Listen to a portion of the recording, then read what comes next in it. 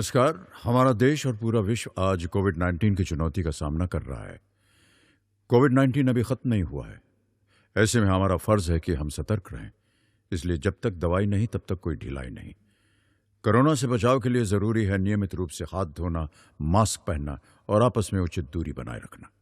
याद रखिए, 2 गज दूरी, मास्क है जरूरी। खांसी, बुखार या सांस लेने में कठिनाई होने पर हेल्पलाइन नंबर 1075 पर संपर्क करें। गुड मॉर्निंग स्टूडेंट्स, मैं रामवती साहू आज फिर एक बार आपकी क्लास में हूँ और आज की कक्षा में हम पढ़ेंगे उद्यमशीलता कौशल के अंतर्गत सत्र 7 व्यापार की योजना बनाना। ठीक है, उद्यमशीलता कौशल के अंतर्गत इकाई 4 में हमने इससे पिछली क्लास में पढ़ा था कि कैसे हम मार्केट को समझें, बाजार को समझना, जिसमें हमने जाना था ग्राहक की आवश्यकताएं, जैसे ग्राहक की आवश्यकताएं, सेवा की आवश्यकताएं, आंशिक सेवा की आवश्यकताएं, असेवित और अज्ञात आवश्यकताएं और अज्ञात आवश्यकताएं, इनके बारे में जाना था। साथ ही साथ हमने ग्राहक सर्वेक्षण के बारे में जाना था, उनके जो कॉम्पिटिटर होते हैं उनके सर्वे के बारे में जाना था। ठीक है, अब आज हम स्टार्ट करते हैं सत्र 7 व्यापार की योजना बनाना। उद्यमी ने यह तय करने के लिए कि क्या बेचना है और यह पता लगाया कि क्या ग्राहक उत्पाद खरीदने या सेवा पाने के इच्छुक हैं। ठीक है, इसके बारे में आज हम जानेंगे।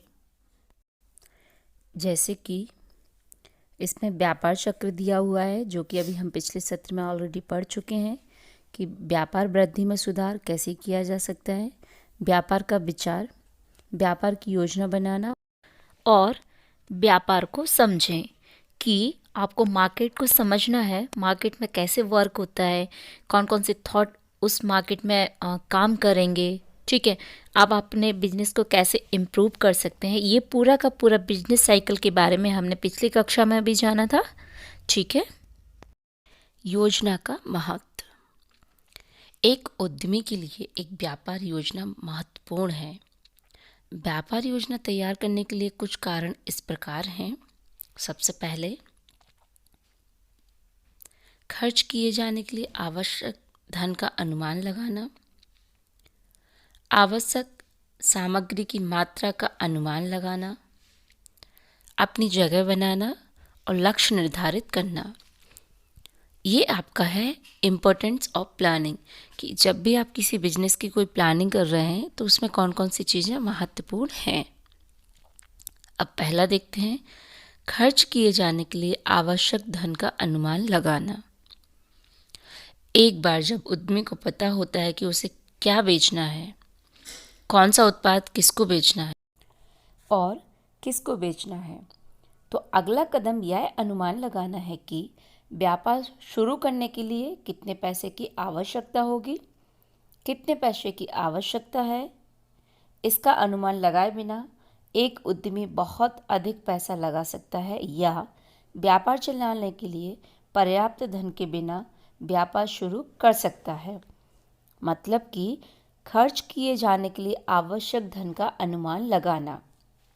जब भी कोई आप बिजनेस स्टार्ट कर रहे हो तो उसमें जो टोटल एक्सपेंसेस हैं, कुल कितना खर्चा होगा, उसका अनुमान लगाना बहुत ही ज़रूरी है कि इस यूनिट को चलाने के लिए कितने धन की आवश्यकता होगी।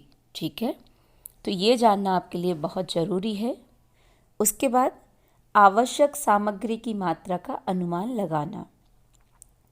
यह जानने के लिए कितनी सामग्री की आवश्यकता है, एक उद्यमी को प्रत्येक उत्पाद बनाने की लागत या सेवा देने की लागत तय करने में मदद मिलती है। मतलब आवश्यक सामग्री की मात्रा का अनुमान लगाना।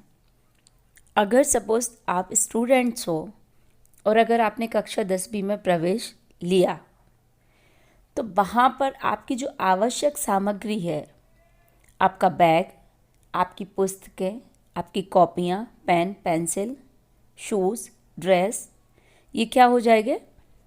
आपकी आवश्यक सामग्री हो जाएगी कि स्कूल में आपको इस सामग्री को तो लेके जाना ही है।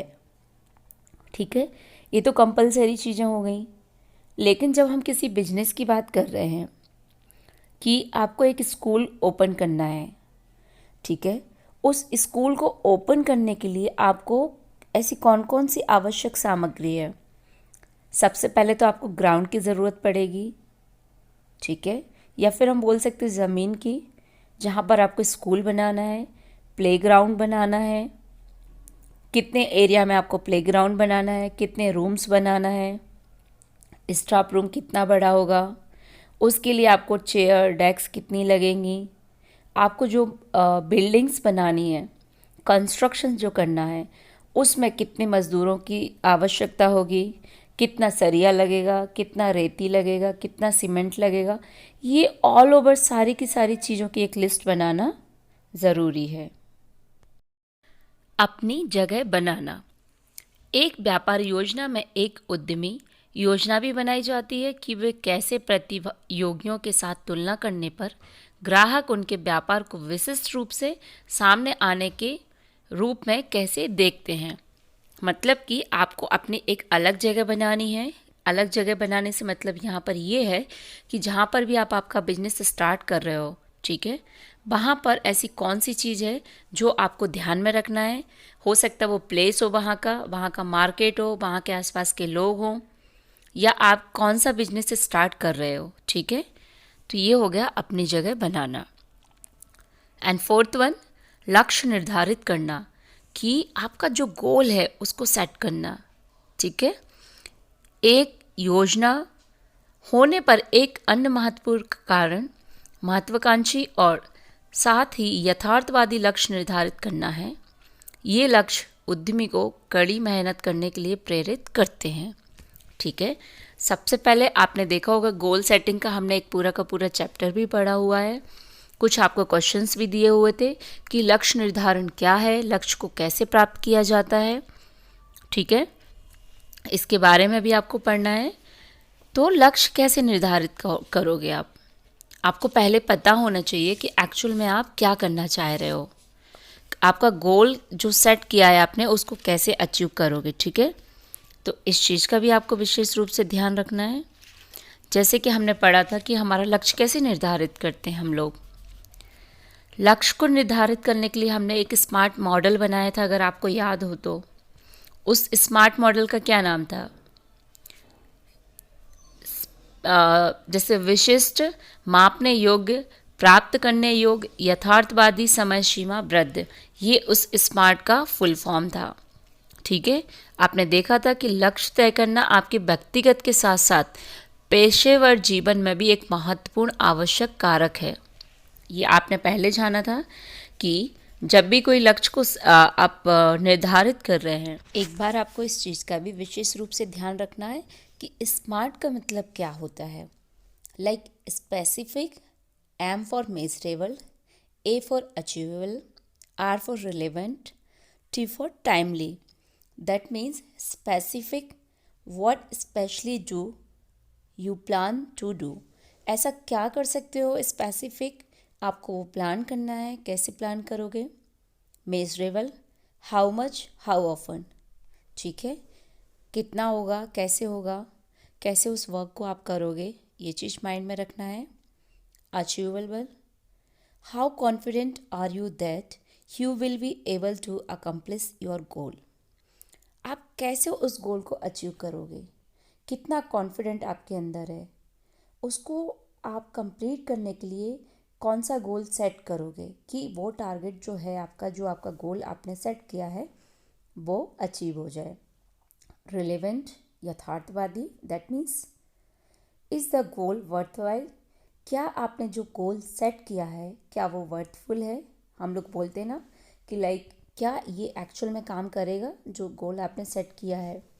कहीं ऐसा तो नहीं कि सिर्फ मेरा पैसा जो मैं बिजनेस में लगा रहा हूँ वो डूब जाए, ठीक है।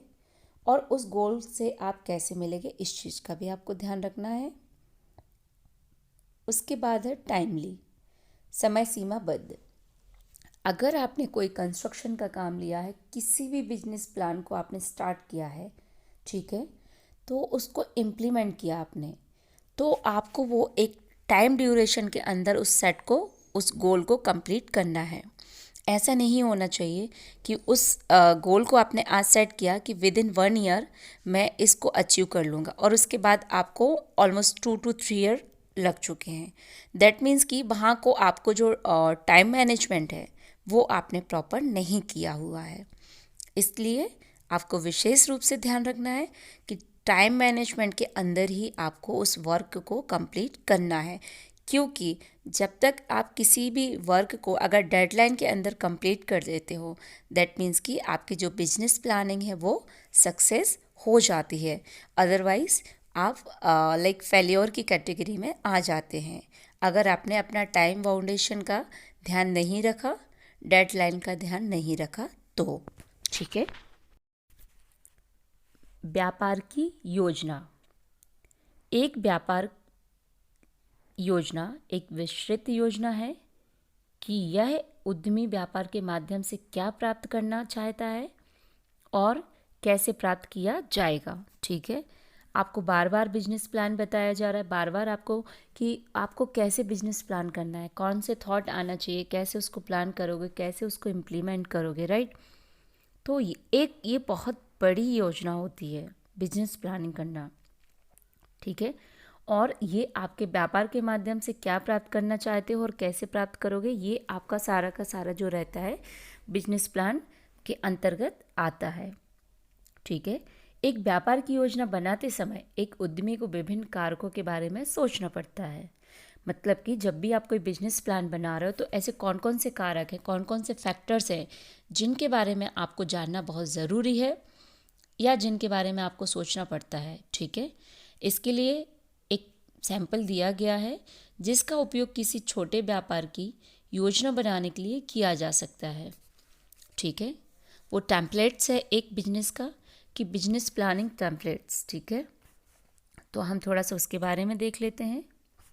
जैसे उसमें सबसे पहले दिया हुआ है ग्राहक समूह, कस्टमर का ग्रुप बनाना, उत्पाद और सेवा, आप प्रोडक्ट दे रहे हो या सर्विसेज दे रहे हो उसके बारे में जानना, आवश्यक सामग्री और लागत, आपका जो मटेरियल रिक्वायर्ड है, आपको कितना मटेरियल आपको लगेगा और उसकी कितनी कॉस्ट आएगी उसके बारे में जानना, सेलिंग मेथड्स एंड लोकेशन, विक्रय विधि और स्थान। सेलिंग मेथड्स मतलब आप ऑफलाइन बेचोगे उस प्रोडक्ट को या आप ऑनलाइन बेचोगे या पर्टिकुलर किसी प्लेस पे जाके बेचोगे, पर्टिकुलर किसी फेस्टिव सीजन पे जाकर बेचोगे, मतलब कि वो आपको कब बेचना है। एंड लोकेशन कि कौन सी लोकेशन पर आप उस प्रोडक्ट को ऑनलाइन या ऑफलाइन सेल करोगे।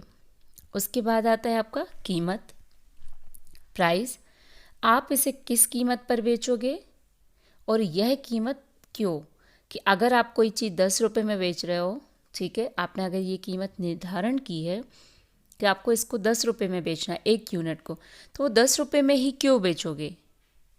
तो आप वहाँ पर ये चीज़ लगाओगे ना कि आपका रॉ मटेरियल इतना आया, आपका उसको मैन्युफैक्चर करने में इतना रुपये लगा, उसका टोटल कॉस्ट निकालोगे, देन आपका प्रॉफिट भी आप उसमें ऐड करोगे ना, कि आपको एटलीस्ट एक यूनिट पे 50 पैसे 1 रुपीज़ कुछ तो प्रॉफिट होना चाहिए। ठीक है। जैसे अभी हम देख रहे थे सेलिंग मेथड्स एंड लोकेशन, जैसे हमने ऑनलाइन ऑफलाइन की बात की, डोर टू डोर आप डिलीवर करोगे, ठीक है, तो इसे कहाँ बेचोगे। डोर टू डोर बिजनेस क्या होता है, लाइक आपको घर घर जाके, शॉप टू शॉप जाके आपको उस प्रोडक्ट को सेल आउट करना रहता है और उसको सेल करने के पहले सबसे पहले आपको डेमोन्स्ट्रेशन होता है कि आपको उस कस्टमर को उसका डेमो देना पड़ता है, उसको बताना पड़ता है कि मैं इस प्रोडक्ट को लेके इस कंपनी से आया हूँ, उस प्रोडक्ट के क्या बेनिफिट हैं, उसको आप मार्केट से कैसे कंपैरिजन करोगे। हो सकता है आप 1 या 2 या 3 ब्रांड के साथ उसका कंपैरिजन करके बताओगे कि मेरा प्रोडक्ट क्यों बेटर है। ठीक है। हो सकता है क्वालिटी वाइज हो सकता है क्वांटिटी वाइज हो सकता है एमआरपी वाइज हो, डिपेंड्स ऑन कि आप किस प्लेस पे बेच रहे हो, किससे कॉम्पीट कर रहे हो। ठीक है। ये आपका सेलिंग मेथड्स एंड लोकेशन के अंतर्गत आ जाता है। Then business activities and team, व्यापार गतिविधियाँ और टीम। ठीक है। अब व्यापार गतिविधियाँ और टीम क्या कहलाएगा? विभिन्न व्यापारिक गतिविधियों में क्या शामिल है? आपकी टीम में प्रत्येक व्यक्ति की भूमिका क्या है? ठीक है, अब आपको ये देखना है कि आपकी टीम में प्रत्येक व्यक्ति की भूमिका क्या है। अगर आपकी टीम में 4 मेंबर वर्क कर रहे हैं, तो अगर आपने एक को वर्क अलॉट कर दिया कि आपको जितना भी रॉ मटेरियल आएगा उस इन्वेंट्री को मैनेज करना है, ठीक है। आपको किसी एक को आपने सेल्स एंड मार्केटिंग दे दिया कि जितना भी मार्केट का वर्क होगा, जितनी भी सेल्स से रिलेटेड एक्टिविटीज़ होंगी वो आपको मैनेज करना है। किसी एक को फाइनेंस का दे दिया एंड किसी एक को ऑल ओवर टीम का एक मेंबर बना दिया, जिसको हम कह सकते हैं कि वो टीम लीडर बन गया, ठीक है। यहाँ पे आपको पूरी टीम के साथ में वर्क करना है, क्योंकि अगर सेल्स एंड मार्केटिंग नहीं होगा तो इन्वेंट्री का कोई मतलब नहीं हुआ, अगर प्रोडक्शन नहीं हुआ तो सेल्स एंड मार्केटिंग का कोई मतलब नहीं हुआ। तो मतलब कि यहाँ पे पूरा का पूरा आपको एक टीम के साथ में काम करना है। और जब आप एक टीम के साथ काम करोगे तो डेफिनेटली आपका जो गोल आपने सेट किया हुआ है, आप उसको बहुत ही इजीली उसको पा सकते हो, ठीक है। और आपकी जो बिजनेस प्लान आपने बनाया वो प्रॉपर तरीके से सक्सेस होगी। उसके बाद बेचने का अनोखा प्रस्ताव, मतलब कि कुछ यूनिक सी थॉट आपके अंदर लाने चाहिए, यूनिक सा कुछ प्रोग्राम करना चाहिए।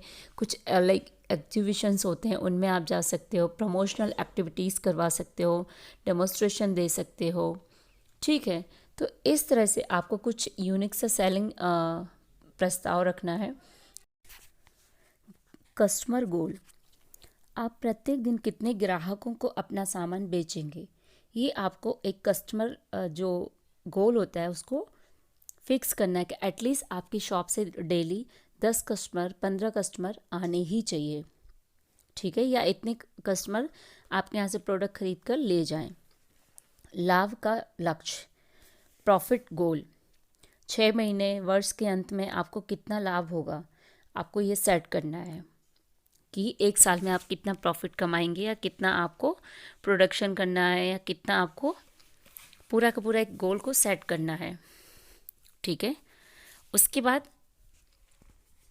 व्यापार में सुधार और विकास, व्यापार शुरू करने के बाद एक उद्यमी को यह सोचना होगा कि वे ग्राहक के लिए मूल्य बढ़ाकर जैसे कैसे सुधार और विकास जारी कर सकते हैं, ठीक है। मुख्य रूप से 3 सिद्धांत हैं जिनका आपको पालन करना है। कौन कौन से सिद्धांत हैं उनके बारे में देख लेते हैं। पहला, गुणवत्ता, अनुपातिक दरों से अधिक बढ़ाना, ठीक है, और विकल्प जोड़ना। अब देखते हैं गुणवत्ता। एक उद्यमी ग्राहक को पेश किए जाने वाले उत्पाद या सेवा की गुणवत्ता में सुधार करके व्यापार को बेहतर बना सकता है। इससे उसे व्यापार को बाजार में टिके रहने में मदद मिलेगी और परिणाम स्वरूप उच्च मूल्य वसूलने वाले उद्यमी को उचित ठहराएगा, ठीक है। धन की अधिक आवक से व्यापार को बढ़ने में मदद मिलेगी। उदाहरण के लिए, मोमबत्ती के व्यापार के लिए एक उद्यमी मोमबत्ती या विभिन्न रंगों या आकारों में सुगंधित वाली मोमबत्ती बनाकर गुणवत्ता में सुधार कर सकता है। या आप कोई जूसेस ले लो, उसमें आप कुछ फ्लेवर को ऐड कर सकते हो, ठीक है, उसकी क्वांटिटी को बढ़ा सकते हो। मतलब कि यहाँ पे गुणवत्ता की बात हो रही, उसकी क्वालिटी की बात की जा रही है, ठीक है। मोमबत्ती एक सिंपल आती हैं, आप उसमें कलर्स डाल सकते हो, कुछ एसेंस डाल सकते हो, फ्रेगनेंस जो उसमें रहती है कि कोई पर्टिकुलर फ्लेवर्ड वाली फ्रेगनेंस उसमें आ रही है, ठीक है। उसके बहुत अच्छे शेप्स बना सकते हो, कुछ भी शेप्स बना सकते हो, लाइक अल्फ़ाबेट्स बना सकते हो, कोई टॉयज़ बना सकते हो, या विभिन्न तरह के आकार होते हैं, ठीक है। ये उसका गुणवत्ता हो गई। देन अनुपातिक दरों से अधिक बढ़ाना। अनुपातिक दरों से अधिक का अर्थ है कि अधिक ग्राहकों को आकर्षित करके व्यापार बढ़ाना, ठीक है। वहाँ कई मायने में एक व्यापार अधिक से अधिक ग्राहकों तक पहुँच सके, ऐसा ही एक तरीका अलग क्षेत्र में जाना है जहाँ आपको नए ग्राहक मिलेंगे, ठीक है। उदाहरण के लिए, विभिन्न हाउसिंग सोसाइटियों में मोमबत्तियां बेचना, जहां प्रतिस्पर्धा के कारण बाजार के बजाय एक साथ बहुत सारे लोग रहते हैं। मतलब कि आपको पर्टिकुलर प्लेस पर फोकस करना है। ठीक है। उसके बाद विकल्प जोड़ना। व्यापार बढ़ाने का एक और तरीका ग्राहकों को ऑफर देना। विकल्प का अर्थ उन उत्पादों या सेवाओं से है जो पहले से ही बिक रही हैं। उदाहरण के लिए मोमबत्ती के साथ साथ मोमबत्ती का स्टैंड बेचना। ठीक है। मतलब कि अगर आप मोमबत्ती बेच रहे हो तो उसके साथ कुछ ना कुछ ऐसी चीज़ ऐड कर दी कि अगर जो व्यक्ति मोमबत्ती को खरीदेगा तो साथ ही साथ मोमबत्ती को रखने का जो स्टैंड है उसको भी वो ले लेगा। क्यों? क्योंकि उसको पता है कि मोमबत्ती उसको डेली कहीं ना कहीं रखनी पड़ती है, और जब उसका अगर स्टैंड मार्केट में मिल रहा है, ठीक है, तो वो डेफिनेटली उस स्टैंड को परचेज करेगा। तो ये क्या हो गया? विकल्प को जोड़ना। ठीक है। आपने देखा होगा कई वेजिटेबल्स जो बेचने वाले लोग हैं उनके यहाँ फ्रूट्स भी इजीली मिल जाते हैं। ठीक है। वो क्या है, वो उन्होंने एक विकल्प को ऐड किया है, एक और ऑप्शन उन्होंने वहाँ पे जोड़ दिया है। ठीक है। सपोज़ बहुत सारी जगह आपने देखा होगा जहाँ चाय की शॉप्स होती है, स्टार्टिंग में वो सिर्फ चाय को सेल करते हैं, उसके बाद वो कुछ ऐड ऑन कर देते हैं, समोसे पोहे बनाना स्टार्ट कर देते हैं। तो ये विकल्प हो जाते हैं। ठीक है। तो इन सभी चीज़ों का भी आपको विशेष रूप से ध्यान रखना है। ठीक है। उसके बाद में आपको कुछ प्रायोगिक अभ्यास दिए हैं कि बिजनेस प्लान पिचिंग, कि आपको कैसे बिजनेस को प्लान करना है। एक प्रक्रिया दी हुई है पूरी की पूरी इसमें कि भाई आपको 5 लोगों की टीम बनानी है। प्रत्येक टीम एक विचार के लिए व्यापारिक योजना बनाती है जो उन्हें पसंद है। योजना बनाने के लिए टीमों को 45 मिनट का समय मिलेगा। ठीक। और टीम अपनी योजना को उन अध्यापकों के सामने प्रस्तुत करेगी जो उन्हें प्रतिक्रिया देते हैं।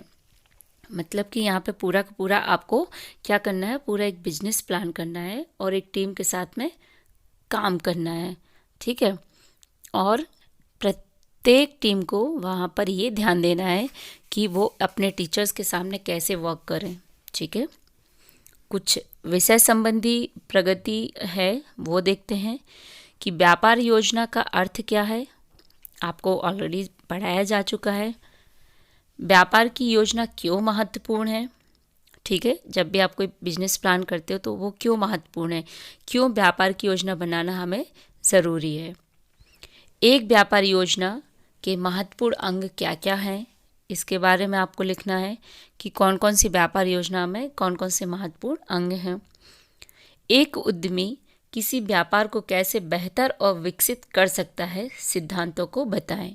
ठीक है। अभी हमने सिद्धांतों के बारे में जाना था कि गुणवत्ता होनी चाहिए, अनुपातिक स्केलिंग होना चाहिए। ठीक है। कि आपको ये कैसे वर्क करना है, वो अपने बिजनेस को कैसे बेहतर बना सकता है। जब वो कोई बहुत अच्छा बिजनेस प्लान कर रहे हैं तो अपने बिजनेस को कैसे बढ़ाएंगे भाई, उसमें बहुत अच्छी क्वालिटी दे देंगे, अप स्केलिंग करेंगे और कुछ ऑप्शनल भी रखेंगे। मोमबत्ती के साथ उन्होंने क्या किया, मोमबत्ती का स्टैंड भी स्टार्ट कर दिया। ठीक है। तो ये आपके सिद्धांत हो जाते हैं। उसके बाद में इस सत्र में आपने क्या सीखा और इसमें आपको क्या नोट्स बनाने हैं उसके बारे में आपको लिखना है कि व्यापार योजना के महत्व को समझें और आप खुद की एक व्यापार योजना बनाएं। आपको खुद का एक प्लान बनाना है कि इन फ्यूचर आपको क्या करना है। वो उस प्लान को बना के आपको अपने टीचर्स के समक्ष रखना है कि ये आपकी बिजनेस प्लानिंग है, ये आपका व्यापार योजना का एक पूरा का पूरा टेम्पलेट्स है और उसमें आपको उन सभी चीज़ों को ऐड करना है जो आप उसमें करेंगे, जो एक बिजनेस टेम्पलेट के अंदर होना चाहिए। ठीक है। जैसे आप कौन सा कस्टमर का एक ग्रुप बनाओगे, कौन सा प्रोडक्ट बेचोगे या कौन सी सर्विसेज दोगे। ठीक है। कितना मटेरियल उसमें रिक्वायर्ड होगा, कितनी उसमें कॉस्ट लगेगी, सेलिंग मेथड्स क्या होगी, लोकेशंस क्या होगी। ठीक है। देन उस प्राइस या सर्विसेज का जो भी आप सर्विसेज दे रहे हो या जो भी आप प्रोडक्ट्स बना रहे हो उसकी कीमत कितनी होगी। ठीक है। कौन कौन सी बिजनेस एक्टिविटीज़ करोगे, टीम के साथ करोगे, अकेले बिजनेस प्लान करोगे, इन सभी चीज़ों के बारे में देखना है। ठीक है। उसके बाद में आपका जो सेलिंग का जो प्रीपोजिशंस होती हैं वो कैसे होना चाहिए उसके बारे में आपको ध्यान रखना है। कस्टमर गोल्स पे फोकस करना है और फाइनली एट द एंड आपको प्रॉफिट गोल के बारे में भी याद रखना है कि एक्चुअल में आप कौन सा प्रॉफिट अचीव करना चाहते हो। ठीक है, तो इन सभी प्रश्नों को आपको करना है और अपनी कॉपी में आपको नोट डाउन भी करना है। इसी के साथ साथ आज हमारी इकाई 4 उद्यमशीलता कौशल कंप्लीट होती है। ठीक है, थैंक यू। किशोर अवस्था संबंधित समस्याओं के परामर्श हेतु समर्पित उमंग किशोर हेल्पलाइन के टोल फ्री नंबर 144225 पर संपर्क करें।